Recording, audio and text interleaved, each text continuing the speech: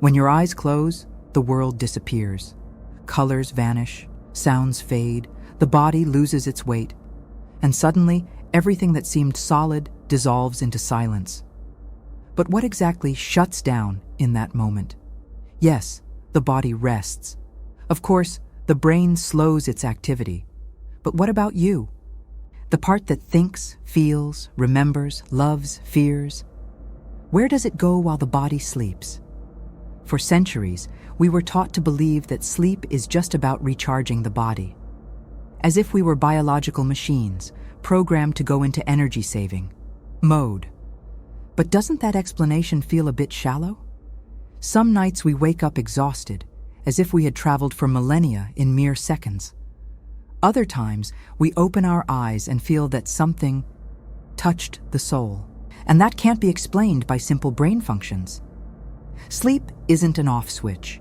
It's more like a door that cracks open, and consciousness, freed from the routine of the senses, begins to wander. But wander where? Inward? Outward? Beyond? Neuroscience tries to map the electrical impulses, but what it finds are traces, not meanings, numbers, not experiences, because what happens in there escapes words, but not intuition. Have you noticed how the deepest things emerge in the dark? It's in the silence of the night that thoughts turn into sensations, that doubts scream and answers whisper. Sleep might be a secret ritual that happens every night and almost no one notices. A ritual where the ego goes quiet and the essence starts to speak. But who's listening? And what if what you call you is just one part? What if, when you close your eyes, another part, subtler, older, more awake, takes the helm? Maybe consciousness doesn't sleep. Maybe it just shifts frequencies, like a radio station that, when tuned in, reveals a new melody. A melody you hear every night, but forget by morning. So what really happens when you close your eyes? Are you going somewhere? Or are you returning to where you were never meant to leave? And the most unsettling question, if there's something in you that stays awake even while your body rests, who or what is that silent presence that never sleeps? Closing your eyes is such a common gesture that we forget the power it holds. It's a simple, almost automatic movement, but it triggers a passage that can't be seen or measured, like an invisible border between what we call real and what escapes logic. During the day, we are prisoners of matter.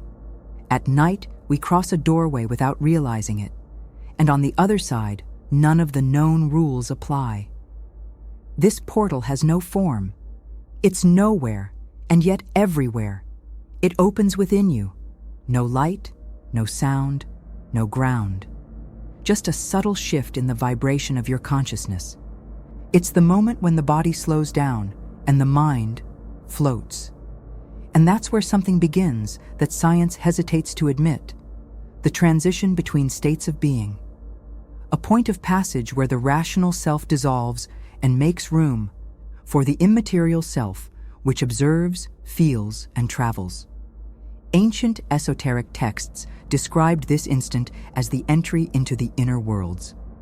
Helena Blavatsky spoke of subtle planes accessed by the astral body, which frees itself from the physical like a moth leaving its cocoon. For Annie Besant, it was during sleep that the human being came into contact with the higher spheres of consciousness.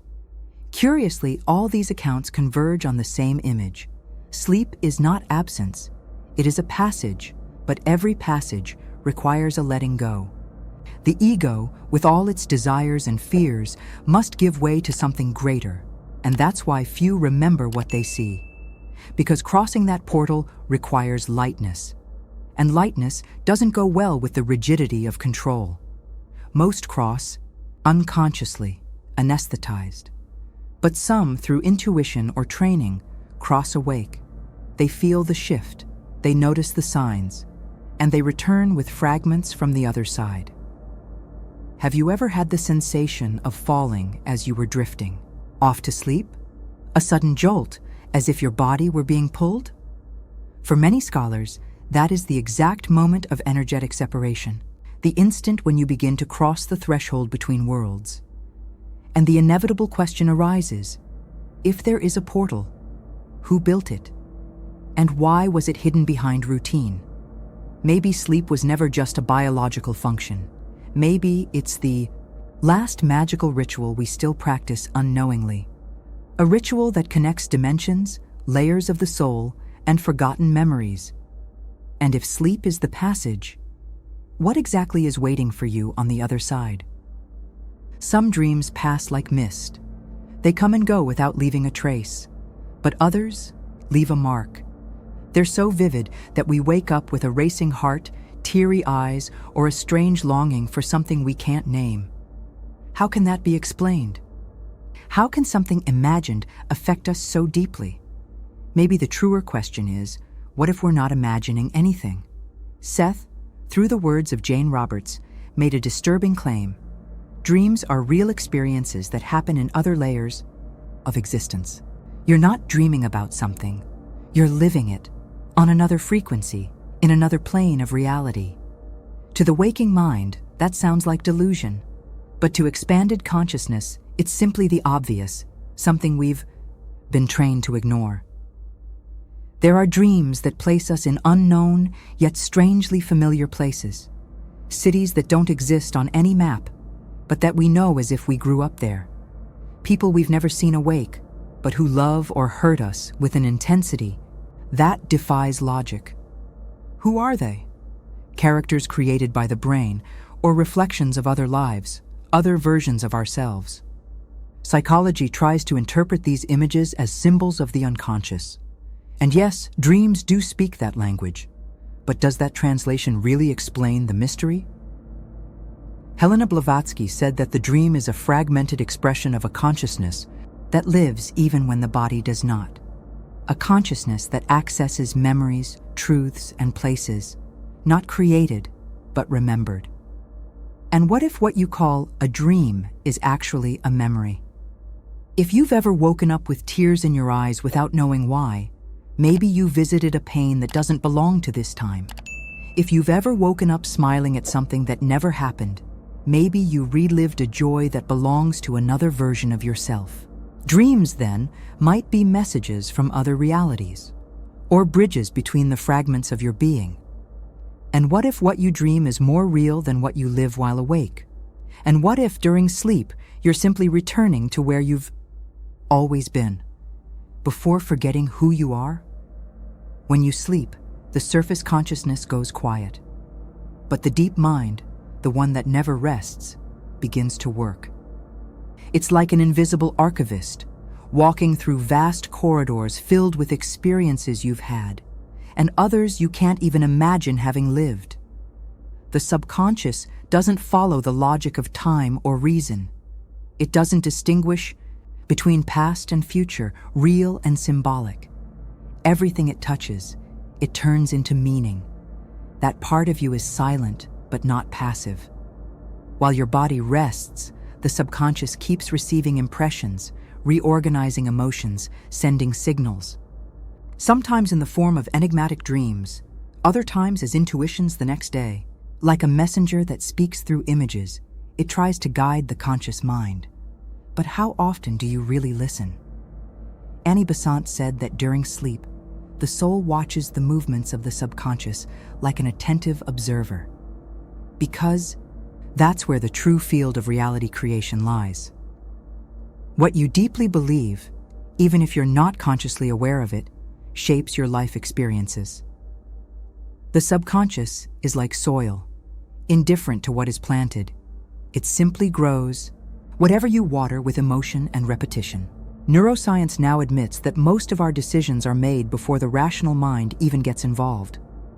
It's the subconscious that guides your choices, your perception, your impulses. So imagine what happens when it's free from the distractions of wakefulness. When there are no screens, no noise, no obligations, that's when it reveals what's hidden. Not to scare you, but to show you what you still need to see. And what if you could consciously talk to that part of yourself during sleep? What if there were techniques to access that field, to reprogram patterns, to heal wounds you didn't even know you carried? Many claim it's possible. Others say it's too dangerous. But one thing seems certain. The subconscious holds the keys to something greater, something you may have been searching for a long time without knowing where to look. After all, if there's a silent intelligence within you that watches you sleep, dream, and live, then who is really in control of your life? And what does that presence know that you haven't yet allowed yourself to remember? Mainstream science insists consciousness is a product of the brain, a chemical byproduct, an electrical reflection of neuronal processes. But this long-repeated idea is starting to crumble at the edges because there are undeniable cases. People who have lost large parts of their brain yet continue to think, remember, and be. Near-death experiences where the mind remains active even when the brain is inactive. How do we explain that? Maybe the flaw lies in the question itself. What if the brain doesn't create consciousness, but merely receives it, like an antenna picking up signals from a source elsewhere? That changes everything, because if consciousness isn't located in the brain, then it doesn't die with it. It doesn't shut off during sleep. It merely shifts focus, changes channels, moves dimensions. And while the body sleeps, the signal keeps flowing. Blavatsky compared the brain to an instrument, complex, yes, but incapable of producing music on its own. Consciousness would be the invisible musician, the one who plays, who feels, who chooses the next note. Sleep, then, would be the pause between songs when the musician retreats to compose in silence, but still remains there, present, lucid, alert, just out of reach of the physical senses. And quantum physics, interestingly enough, is beginning to touch on that very idea. The observer alters the experiment. Reality behaves differently when someone observes it. This leads us to a paradox. The physical world seems to depend on consciousness to exist, not the other way around. If that's true, then the idea that your mind shuts down during sleep becomes absurd. It doesn't shut down. It simply frees itself from the illusion of being tied to a body. Have you ever felt upon waking that you returned from somewhere, as if you had been away, busy, engaged in something important? Maybe that's because you were. If consciousness doesn't live in the brain, then it has the freedom to travel, to learn, to remember, to interact, even while the body is still. And in that context, sleep wouldn't be absence. It would be presence on another plane. So if you are not your brain, then who are you really? And what else is your consciousness doing right now in places your eyes will never see? Have you ever felt like you were floating just before falling asleep? Or had the strange sensation of observing your own body lying still in bed, as if it were just a piece of clothing you left behind? Thousands of people report this. They call it astral projection, out-of-body experience, disembodiment. But science still treats it as delusion, hallucination. But is it really? Or are we brushing up against a truth that's been carefully denied to us? Annie Besant said that every night, even without realizing it, we separate from the physical body. What varies is the level of awareness. Most of us sleep without consciousness and return with the veil of forgetfulness. But some manage to remain aware during this detachment. They leave the body, pass through walls, fly over landscapes that don't belong to this world. And they come back carrying a certainty that no rational explanation can erase. The out-of-body experience challenges what we've been taught to believe about reality. If you can perceive yourself outside your body, then the body isn't what defines who you are. You are the consciousness that observes, and that consciousness can exist independently of matter. That possibility is uncomfortable because it questions the very basis of our identity. But it's also liberating because it hints that there's more, much more, than the physical world allows us to see. Curiously, many of these experiences begin at the threshold between sleep and wakefulness. That state where the body is paralyzed but the mind is awake. A rare window where consciousness slips out. And almost always, the return is accompanied by strange vibrations, unusual sounds, or a strong sensation of being called, as if something or someone is waiting on the other side. But what exactly? Most ancient cultures recognize this phenomenon. The Egyptians spoke of the Ka, the subtle double that traveled during sleep. Shamans used trance to access invisible worlds. And all of these traditions said the same thing. There are paths beyond the flesh, and sleep is the most discreet yet most powerful door to reach them. If all of this is just hallucination, why do so many distant cultures describe the same thing with the same details? So what if these experiences aren't fantasies, but memories of an access that was taken from us? And what if the fear of leaving the body is really the fear of discovering you were never trapped in it? Have you ever dreamed something that seemed to last hours? And when you woke up, only a few minutes had passed? Or had the strange impression of living an entire story within a dream, as if time there followed a logic of its own? That's no illusion. It's a clue. During sleep, something in us breaks free from the straight line of time. And what if the time we know is just a convention, useful for the body but irrelevant to consciousness? Seth said that time is a mental construct, a collective agreement. In essence, everything happens at once. The past, present, and future aren't separate places, but overlapping layers of a single reality. When we sleep, we leave behind the linear rhythm we've been taught to follow. It's like stepping off a moving train and realizing that the track was never the only path. There are shortcuts, spirals, invisible loops. Sleep takes us to a dimension where time doesn't drag, it pulses. In a single second, the mind can experience meetings, farewells, revelations, catharsis. Have you ever woken up feeling like you had changed, even if you couldn't? Explain why. Maybe you lived during sleep an experience in another temporal plane. Maybe you received a fragment of the future, not as prediction, but as resonance. Modern physics is beginning to accept time as something relative. Einstein proved it can expand or contract depending on the observer. But what if that observer is your consciousness? When you sleep, you move through time like a swimmer in a deep ocean. Sometimes you go far. Sometimes you return with something caught in the net of memory. Other times, you don't even realize you left. Some spiritual traditions speak of time as a broken mirror, where each shard reflects a part of your existence. Sleep would be the only moment when we can see beyond a single fragment, when we can touch the whole, see a future possibility, heal a wound from the past, align something that once felt lost. All of this outside the clock. So if time isn't a line, but a living, malleable field, what do you access when you close your eyes? And more, what would happen if you learned to navigate that field consciously without getting lost in time or in yourself? Some dreams seem to come from within, reflections of the day, echoes of thoughts, fragments of what we've already lived. But there are others that don't quite fit. Dreams with voices we don't recognize, presences watching us, messages we don't fully understand, but that leave a mark. Who are these silent visitors that emerge in the twilight of sleep? Parts of us?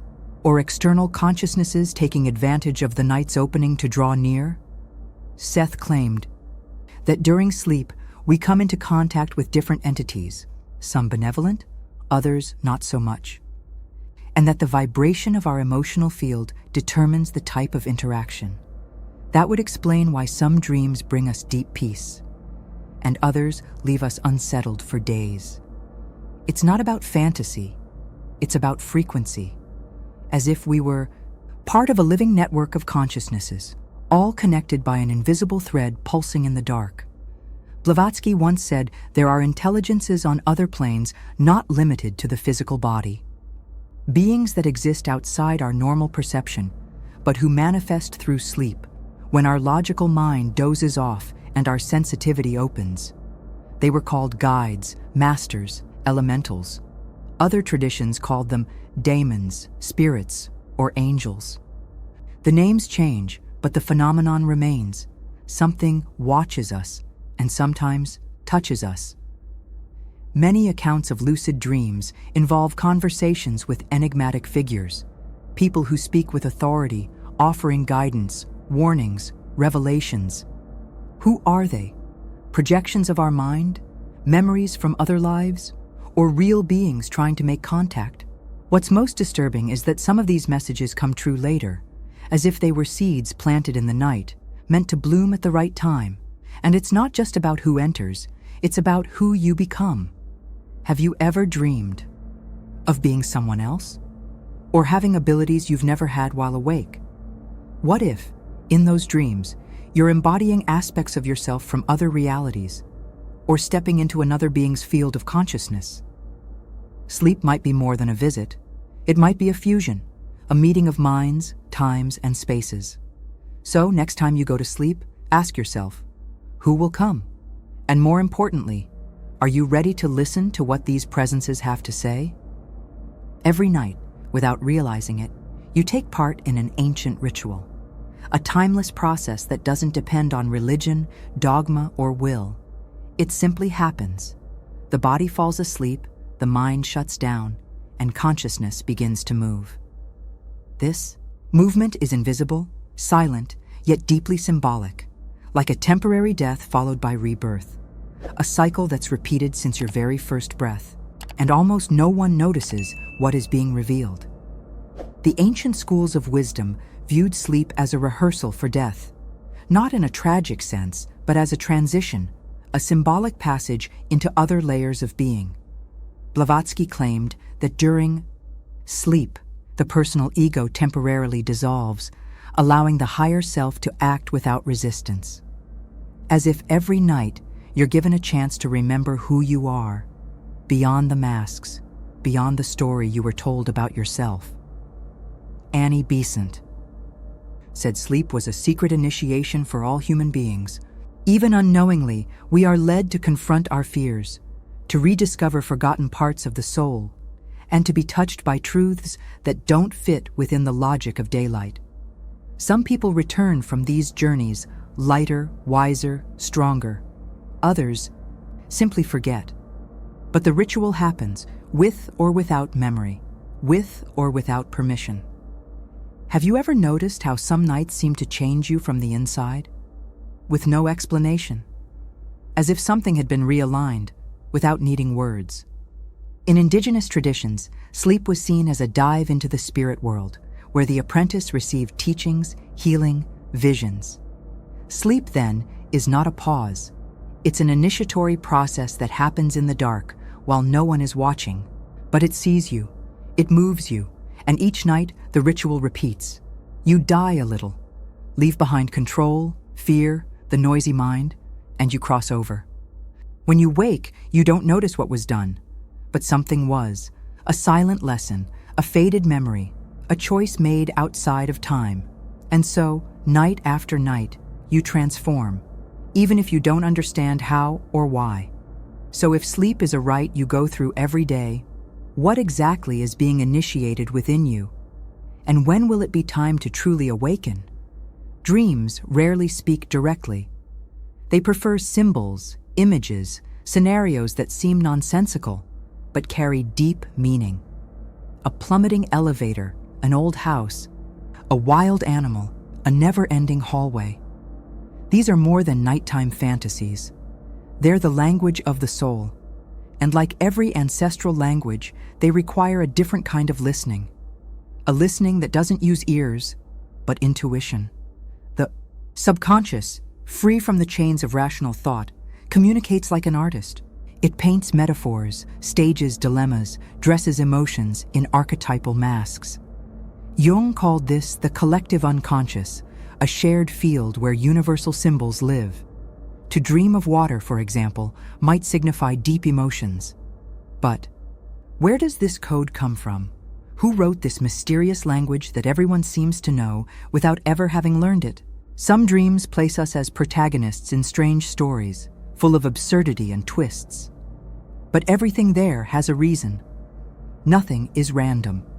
The setting, the mood, the colors, even the objects around. It's all part of a stage crafted to reflect something we can't see while awake. As if the mind were trying to tell us a secret, using allegory not to frighten, not to shock, but to prepare the heart, and there's more. Many of these symbols don't come from you. They come through you. Seth said that in the dream state, consciousness accesses different dimensions where the self is larger, broader, older. In those spaces, information doesn't come as thought, but as image. Because images speak directly to emotion. And emotion is the bridge between the visible and the invisible. That's why certain dreams turn us inside out, even when we can't find words to explain them. But what do we do with these symbolic messages? Most ignore them. Wake up, grab coffee, and forget the message. Others write them down, try to decipher them, sense that there's something sacred in that chaotic dream world. The theater of dreams doesn't exist to entertain. It exists to reveal. Every scene, every character, every gesture is a mirror. And those who dare to look may see much more than they expected. They may see themselves unmasked. So, if dreams are symbolic performances created for you, who is the author of this mysterious script? And do you have the courage to step onto the stage and discover the role you're playing without knowing? Sometimes, in dreams, you find yourself in a house you've never known, yet you know exactly where every object is. You walk through streets in a city that doesn't exist, and still, you recognize the corners, feel nostalgia, as if you'd left something there. These experiences are so real, so full of detail and emotion, that the idea they're just mental, constructions feels far too small. And what if they're not inventions? What if they're memories of another version of you? Seth said your consciousness is neither singular nor isolated. You are a focus, a point of perception within a multidimensional consciousness that exists right now in other realities, in other bodies, in other times. Every time you sleep, part of you may connect with those other versions. Some more evolved, others more primitive, but all legitimate parts of the same being. A being you've only just begun to know. These parallel realities are not science fiction. They're described, in different words, by ancient traditions. The Hindus speak of lokas, planes of existence where different aspects of the soul reside. Shamans speak of other worlds accessed through altered states of consciousness. And Blavatsky suggested that the human soul is made of multiple bodies, each with its own existence, intertwined with the others. Sleep would be the moment of contact, the moment the veil thins. Have you ever dreamed of a completely different life? A name that wasn't yours? A profession you never had? A family that doesn't exist here? And yet, felt as though it were? Just as real as the world you wake up in every day? Perhaps in those moments, you're accessing one of your other realities. Living, even briefly, in another face of yourself. If those other versions exist, what can we learn from them? And more, do they dream of you too? On some other plane, could it be that you are the dream of another you right now? The idea is unsettling, but also liberating, because it suggests that you are bigger, vaster, more complete than you've ever imagined.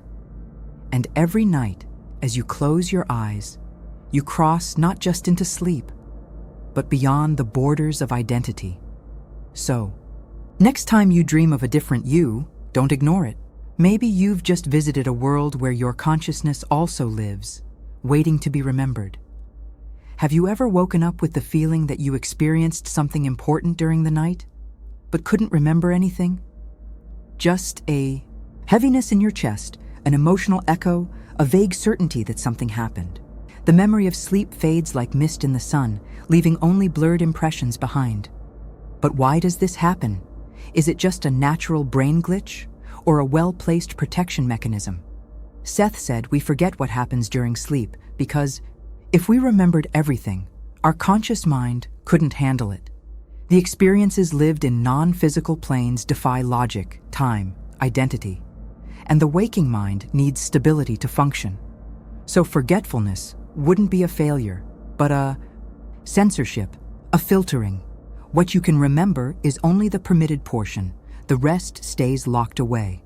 Neuroscience tries to explain this forgetting with technical terms: memory consolidation, REM patterns, hippocampal activity. But these explanations don't account for the emotional intensity of certain dreams. Why do we wake up crying over something we can't describe? Why do we feel longing for something we don't remember? And even more unsettling, why are there techniques to remember, yet they're not taught? There are ancient methods practiced by initiates to recover those memories: dream journals, mental commands before sleep, lucidity training. And slowly, fragments start to return: small scenes, voices, symbols, and with them, a kind of understanding that doesn't come through logic, but through feeling. Because remembering what happens during sleep isn't just about recall. It's about reconnecting with a forgotten part of yourself. But why would all this be hidden? Who would be interested in keeping us unconscious during the only part of the day when we're truly free? Helena Blavatsky said the physical world is only one of many veils that cover the truth of existence. And sleep, when well understood, is a key that can unlock those veils. Perhaps that's why sleep is so often trivialized. So we never discover what it really is.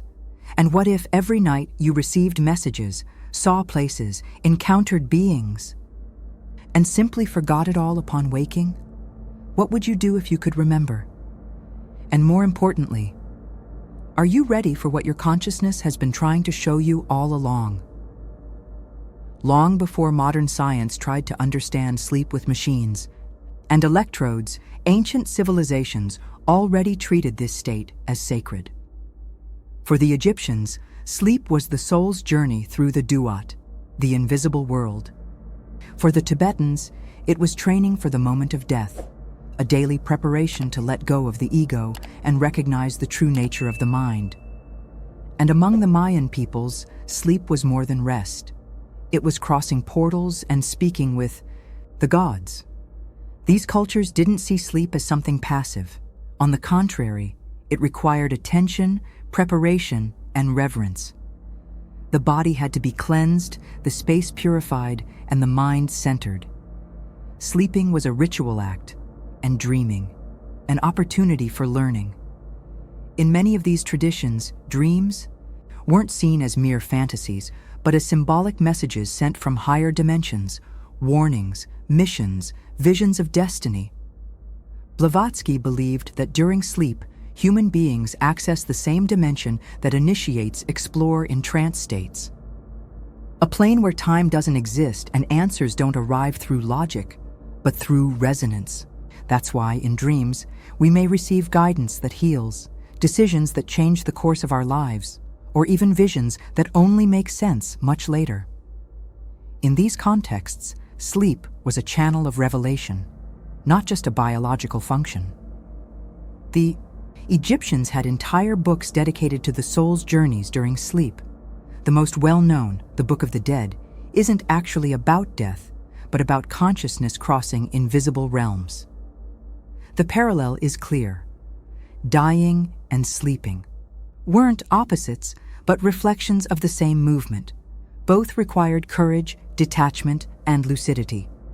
Both led the being to cross veils that conceal the true nature of existence. Today, we've lost that perspective.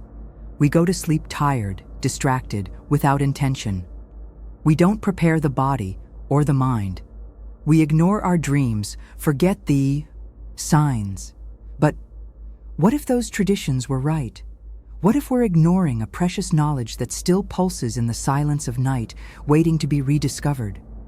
Maybe what we call sleep is a secret school, a temple that visits you every night, even if you don't recognize it. So what is it that the ancients knew and we've forgotten? What if each time you fall asleep, you're participating in an ancient ritual without realizing what's really being taught? And what if what you call reality is just a type of dream, more stable, more dense, but still a dream? In sleep, everything seems possible. Flying, walking through walls, speaking with the dead, living 1,000 lives in seconds. But who's to say that waking life, this state where you rise, work, socialize, isn't just another kind of dream, more collective, more consensual? Where truly does the dream end, and what we call real begin? Helena Blavatsky claimed that the physical world is only one of many layers of reality, and that in truth we are always dreaming, even when awake. The difference is that in the waking state, we are hypnotized by limited senses. We only see what we've been conditioned to see. Sleep doesn't take us out of reality, it frees us from its constraints. That's when the mind stops filtering and starts revealing. But do we really want to see? Modern physics already shows that reality depends on the observer. The electron, when observed, behaves differently. Doesn't that sound familiar? Just like in dreams, where everything changes based on what you feel, think, or desire. Waking life works the same way, just slower, more disguised. Waking reality is a dream that obeys stricter rules, but it's still shaped by consciousness. Have you noticed how certain situations repeat like scripts? As if your life is following an invisible storyline with recurring characters, persistent. Lessons? And what if, even while awake, you were dreaming the patterns of your subconscious? Maybe sleep isn't a break from reality, but a chance to rewrite the plot. A kind of script room where you can revise scenes, edit emotions, try out new versions of yourself. Spiritual masters have always said, waking up doesn't mean opening your eyes in the morning. It means realizing the illusion of separation between worlds. What you call a dream may be just as real as the ground beneath your feet. What you call waking life may be just one of the layers of a deeper sleep. And when those boundaries begin to dissolve, a new question arises. What if everything is a dream within a dream, dreamed by something much greater? So, if sleep isn't escaping reality, but simply shifting perspective, what then is waking up? There's a point where all questions meet, a threshold where the borders between the real, the imagined, the spiritual, and the mental dissolve. And it's at that point that one of the most unsettling questions can be asked. Are you the one dreaming your dreams? Or are you the dream of something greater that is dreaming you? The idea seems absurd at first, but it echoes through the oldest spiritual traditions, the pages of mystical books, and the margins of the soul's deepest experiences. Seth, through the words of Jane Roberts, said that the self you know is only the surface of a much wider consciousness. The true dreamer is not the ego, not the everyday personality. It is a greater consciousness, vast, silent, multidimensional, dreaming multiple versions of itself. You, me, all of us would be simultaneous expressions of a being observing itself through many lenses. Living dreams. Conscious fragments of a totality that escapes our grasp. Helena Blavatsky spoke of the One, the formless essence that manifests through the countless human souls. And the Hindus, long before her, spoke of Brahman, the supreme consciousness, dreaming the universe through each being. In this context, sleep wouldn't just be a biological function, nor merely a spiritual access tool. It would be a reminder, a glimpse, a breach through which the individual consciousness can catch sight of the dreamer that sustains it. Have you ever had a dream within a dream? Ever woken up twice in the same night, thinking you were awake when you were still dreaming? These experiences are more than curiosities.